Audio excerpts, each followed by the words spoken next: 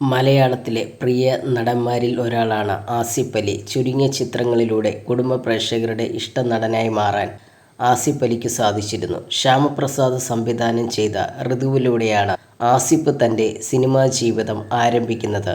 കരിയറിൻ്റെ തുടക്കത്തിൽ തന്നെ മികച്ച സംവിധായകരുടെ സിനിമകളിൽ ആസിഫ് അലി ഭാഗമായിരുന്നു. തുടർ പരാജയങ്ങൾക്ക് ശേഷം ആസിഫ് അലി മികച്ച തിരിച്ചുവരവ് നടത്തിയ വർഷമായിരുന്നു 2024. ഈ വർഷം ആദ്യം ഇറങ്ങിയ ആസിഫ് അലിയുടെ രേഖാചിത്രവും ബ്ലോക്ക് ബസ്റ്റർ ആയിരുന്നു.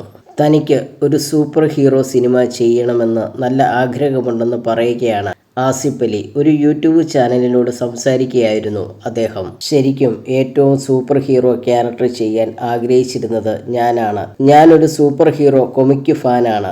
ചെറുപ്പം മുതലേ സൂപ്പർ ഹീറോ വേൾഡിൽ വളർന്ന ആളാണ്.